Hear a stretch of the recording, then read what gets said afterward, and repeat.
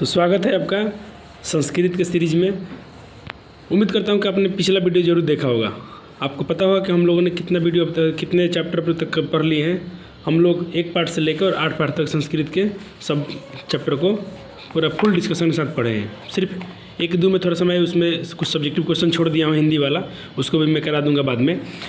लेकिन उसके बाद से जितने क्वेश्चन हम लोग पढ़े हैं अलस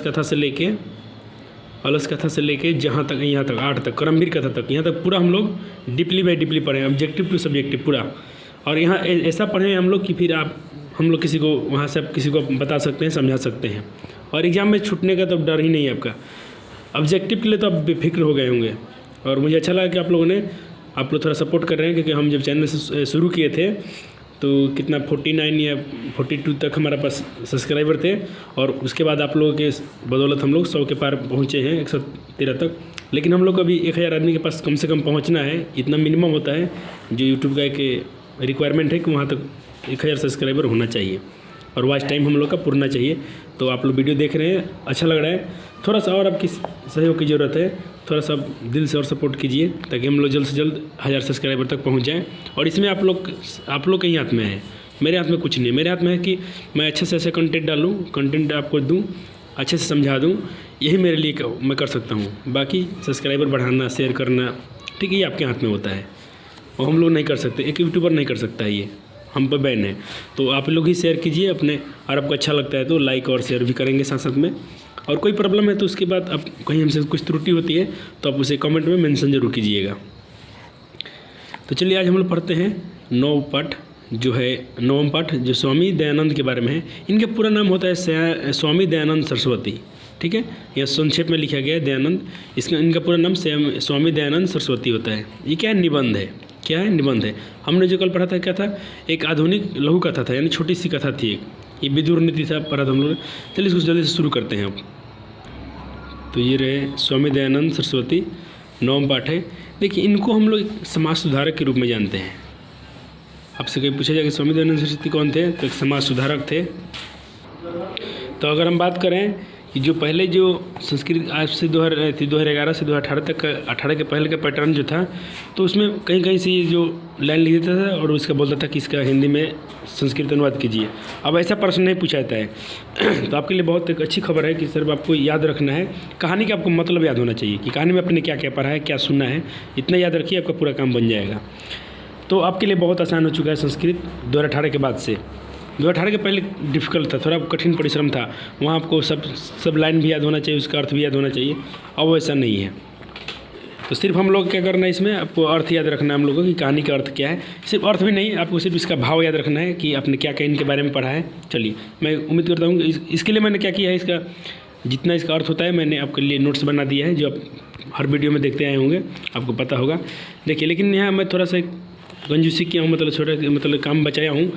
इसको पूरा नहीं लिखा हूँ, जैसे लिखना चाहिए हमको पूरा लाइन बाई लाइन, यहाँ तक, वर्ड से यहाँ तक, स्थानीय तक, फिर इसका हिंदी ही है।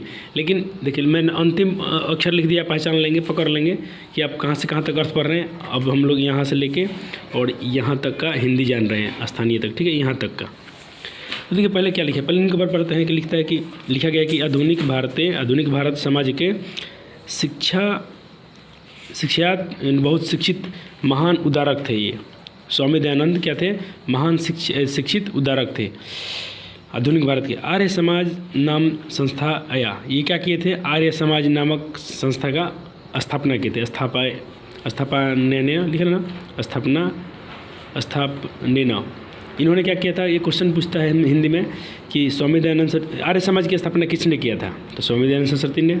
चाहे क्वेश्चन घुमा के पूछेगा कि स्वामी दयानंद ने किस समाज की स्थापना किया था, तो आर्य समाज की। आर्य समाज की स्थापना किसने किया था? तो स्वामी दयानंद सरस्वती। चाहे स्वामी दयानंद ने चाहे ऐसे भी पूछता है, सिर्फ टाइटल लिख देगा, दयानंद जी ने क्या किया था, किस समाज की स्थापना किया था, तो आर्य समाज की। आगे पढ़ते हैं। लिखा स्वप्रभुत्वं योगदानम भारतीय समाजे गृह्यते भारतवर्षे राष्ट्रीयता बुद्ध अपि अस्य कार्य विशेषता। मतलब जो बोलते भारतीय समाज में इनका जो और राष्ट्र के प्रति इनके बहुत सारे कार्य हैं। समाजें अनेक दूषिता, जो समाज में अनेक प्रकार के दूषिता मतलब होता है जो कमियाँ थी, बुराइयाँ थी, खंडिता, शूद्र शुद्धत्वज्ञानस्व प्रचारम दयानंद अकुरत।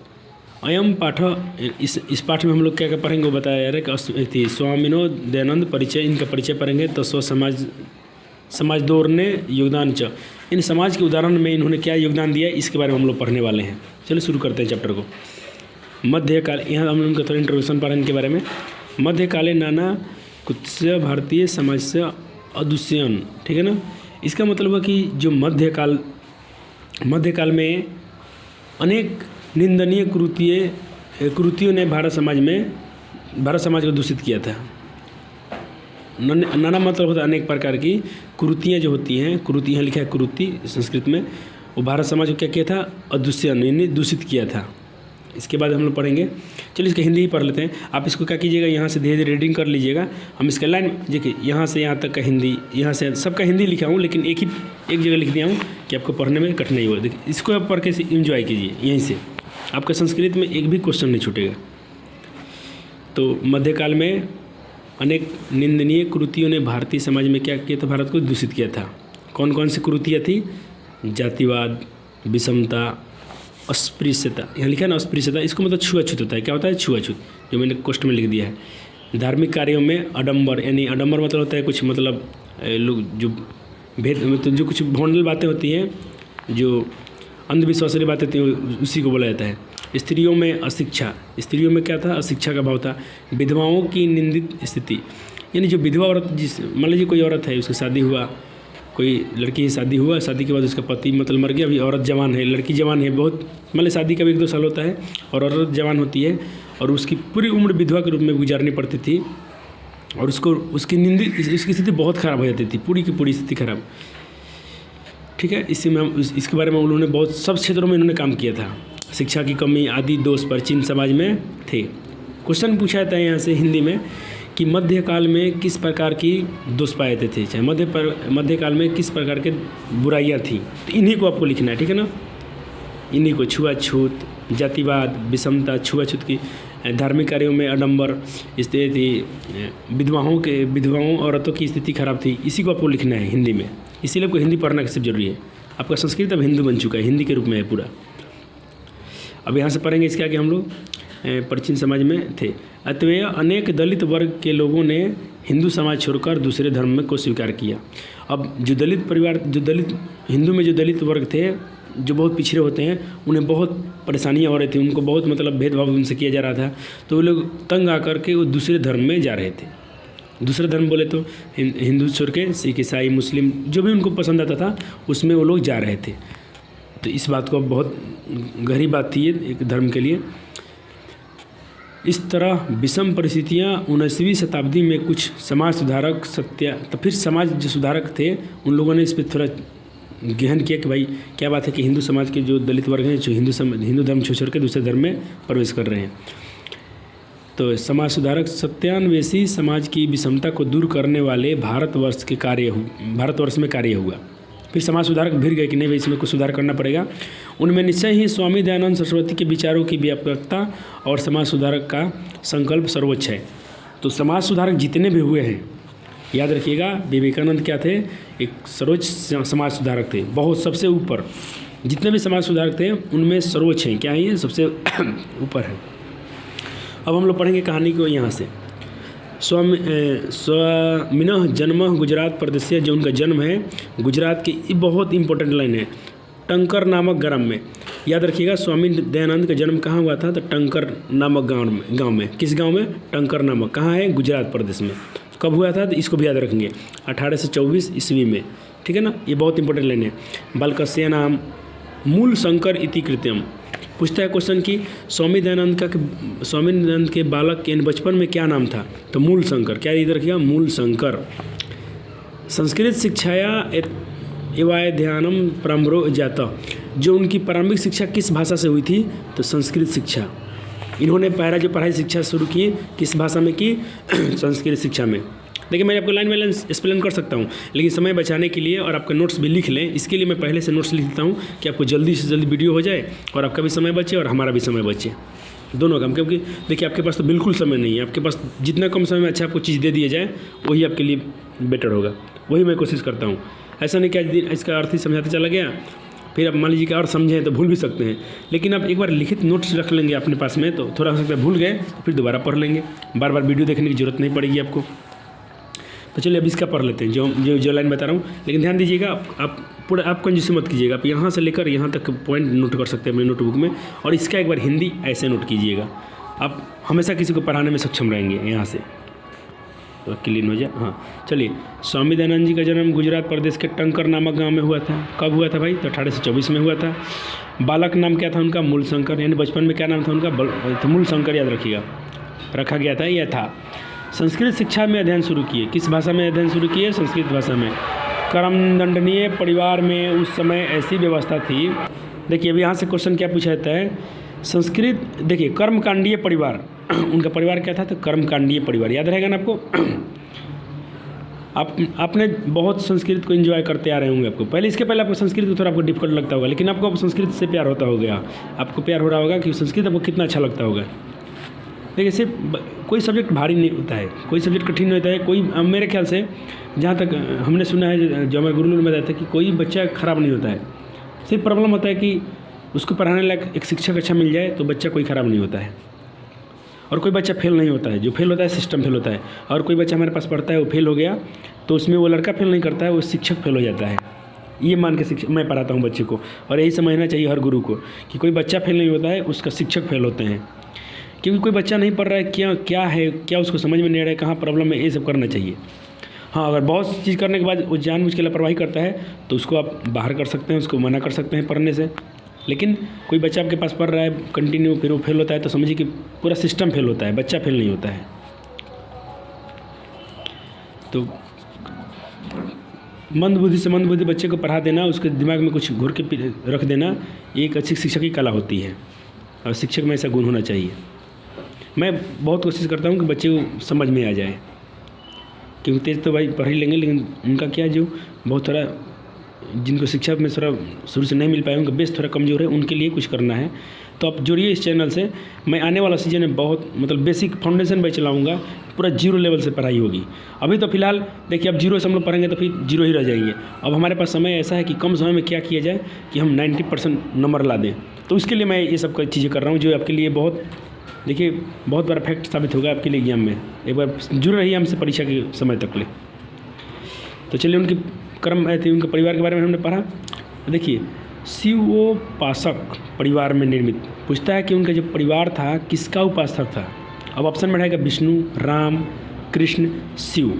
तो शिव पर टिक कीजिएगा। इनका जो स्वामी विवेकानंद के जो परिवार थे किसका उपासक थे? तो शिव जी का थे, शिव के भक्त थे वो लोग, शिव का उपासक थे, ठीक है ना, शिव का उपासना करने वाले थे। अब देखिए फिर क्या है, शिवरात्रि महापर्व का उद्घोषणा किया।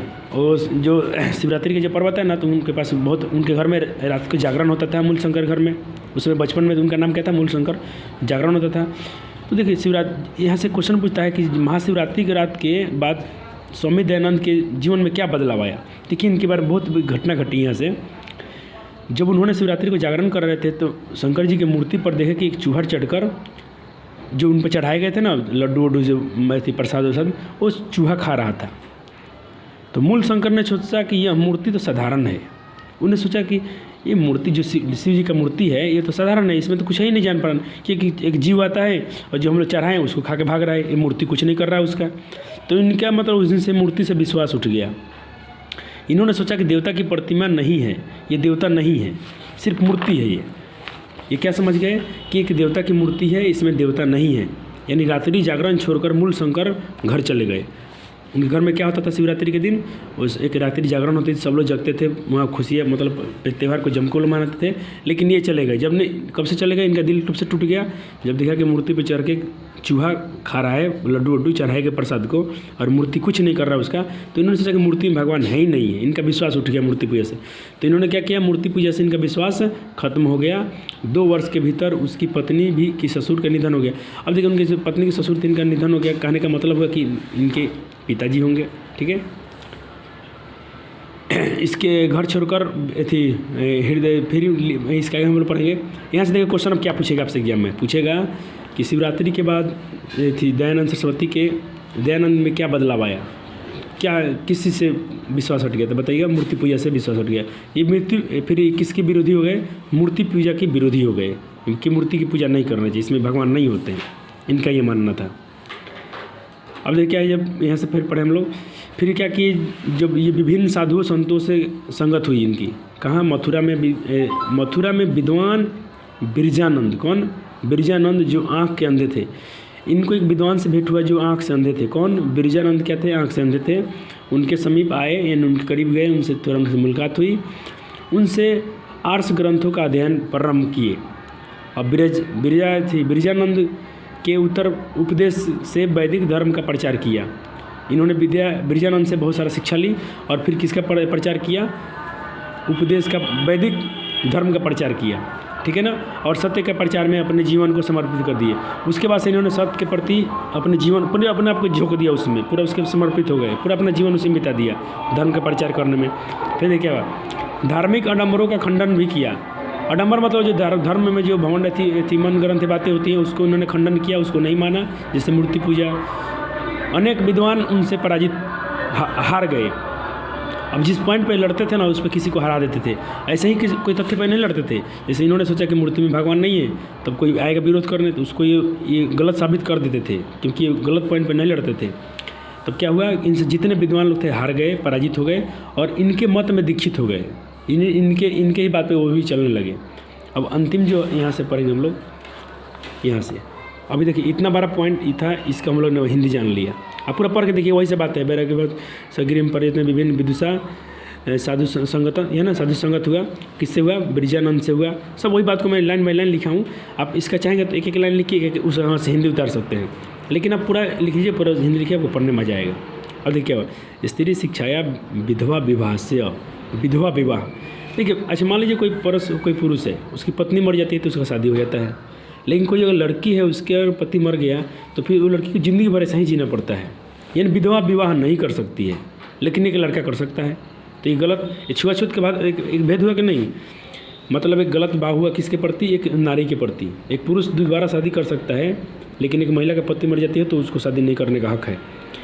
और ये मूर्ति पूजा, छुआछूत है ना, अस्पृश्यता, छुआछूत, बाल विवाह, बचपन में पहले हुआ था विवाह, उसका भी विरोध किए। इन सब बात को हम जानेंगे इस पॉइंट में। तो चलिए जल्दी से पढ़ लेते हैं, समय कमाते नहीं। मैं फास्ट पढ़ता हूँ।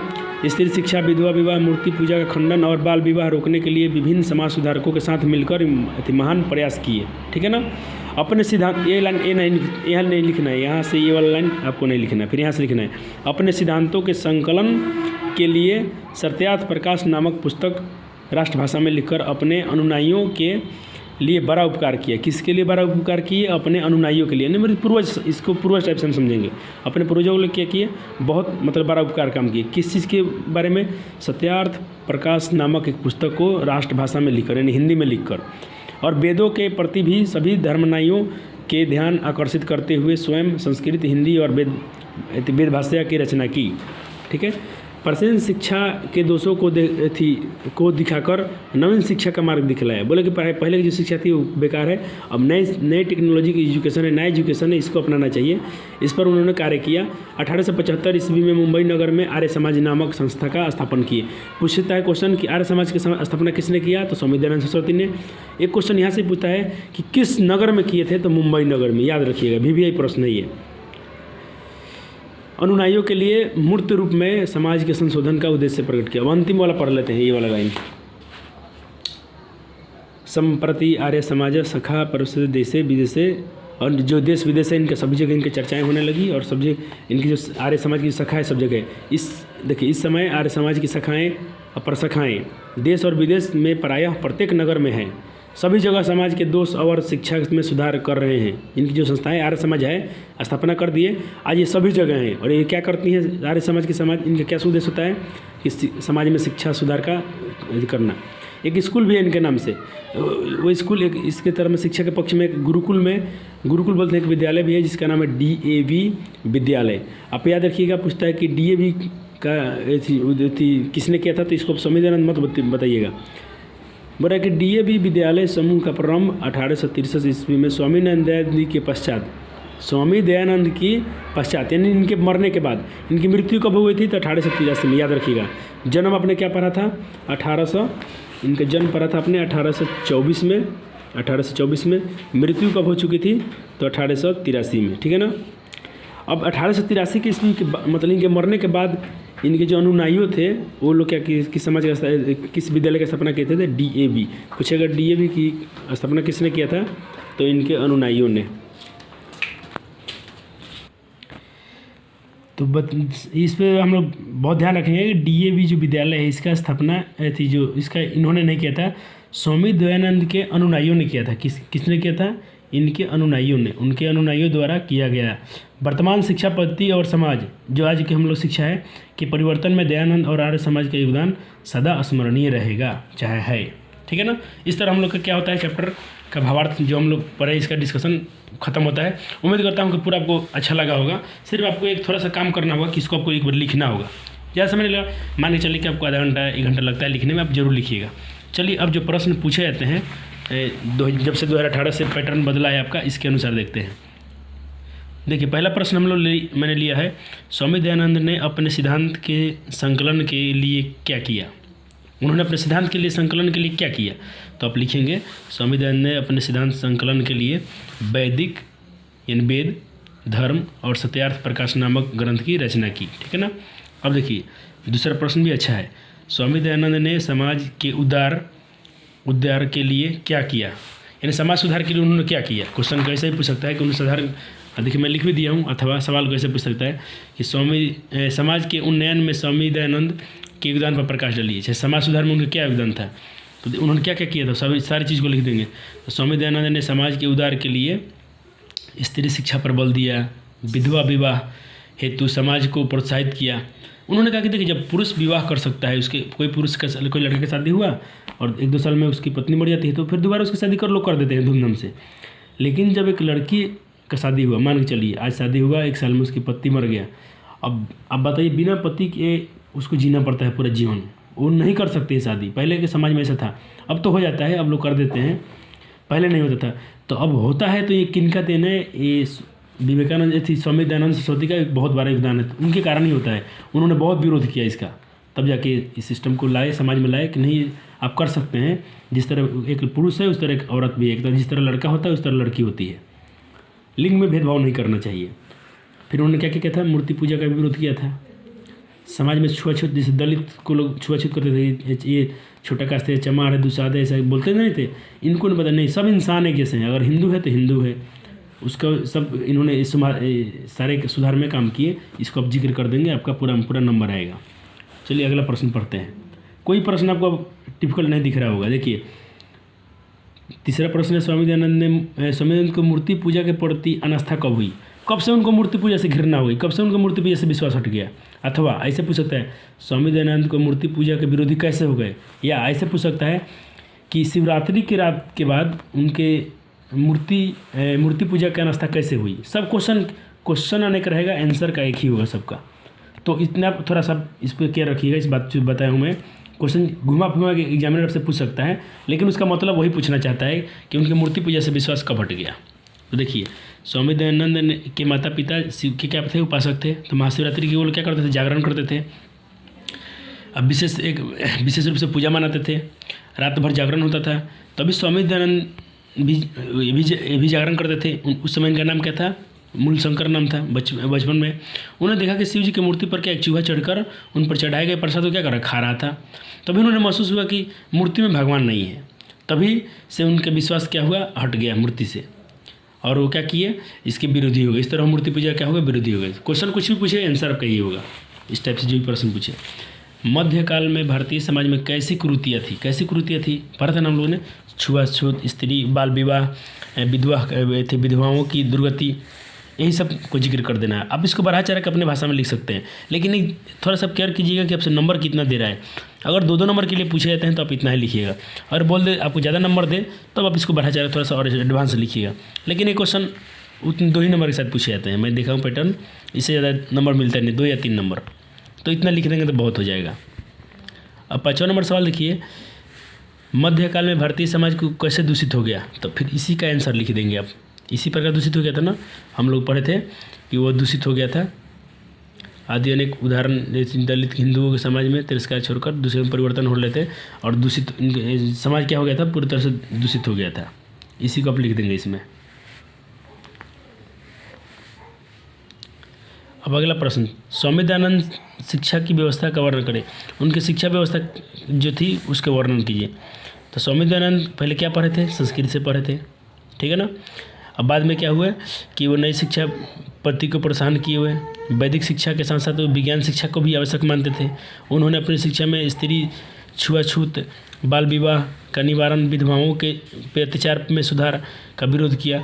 नई शिक्षा नीति के आधार पर उनके डीएवी विद्यालय संचालित हैं। उनके आधार पर संचालित है, लेकिन ये उन्होंने नहीं किया था, उनके अनुयायियों ने किया था, ठीक है ना।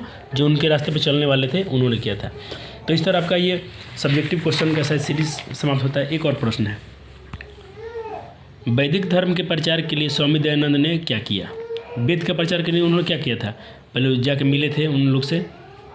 वैदिक धर्म का प्रचार करने के लिए स्वामी दयानंद अपना पूरा जीवन इसमें समर्पित कर दिए थे, ठीक है। और अनुयायियों का ध्यान करके अपनी तरफ आकर्षित किए थे। उन्होंने वेदों के उपदेश को संस्कृत और हिंदी में लिखा था। इस प्रकार वैदिक धर्म का प्रचार प्रसार किए थे।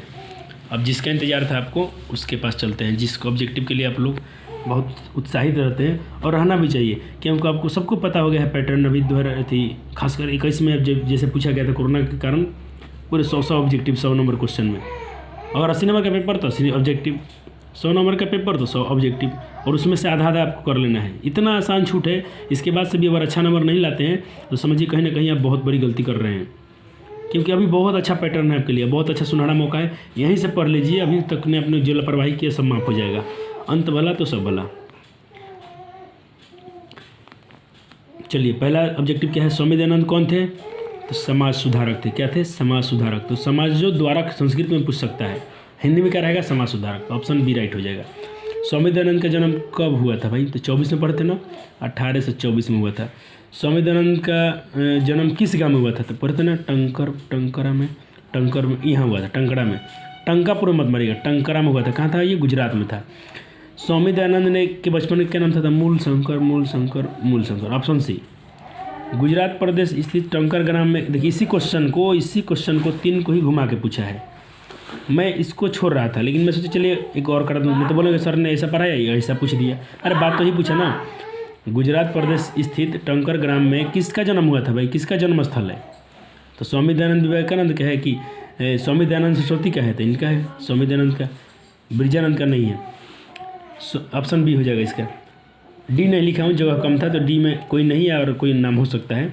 स्वामी दयानंद की शिक्षा किस भाषा में हुई, आपने पढ़ा था ना, संस्कृत से शुरुआत की थी उन्होंने, संस्कृत से। चलिए 7वां नंबर चलते हैं। आर्य समाज के संस्थापक कौन थे, तो यही थे। किसने किया था, स्वामी दयानंद सरस्वती ने किया था। कहाँ किया था, मुंबई में किया था। उनका निधन कब हुआ था, स्वामी दयानंद सरस्वती का निधन कब हुआ था, अभी आपने देखा था 1883 में हुआ था। तो ऑप्शन बी।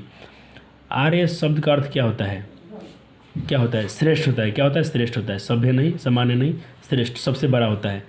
स्वामी दयानंद किस नगर में आर्य समाज की स्थापना की, आ गया ना सवाल, वही घूम फिर के मुंबई में किए थे। स्वामी दयानंद ने कैसा काम किया, समाज सुधारक वाला काम किया था, अमीरों का उद्धार किया, गरीबों का उद्धार किया, समाजोद्धार यानी समाज सुधार के, इसको पहले समाज सुधार किया था उन्होंने। समाज में गाड़ी कैसे चलती है, एक क्वेश्चन दूसरे चैप्टर का है, लेकिन मैं लिख दिया हूँ। पुरुष और दोनों से चलता है, पुरुष और नारी से, तो दोनों हो जाएगा, ऑप्शन सी हो जाएगा, पुरुष और नारी से, दोनों से।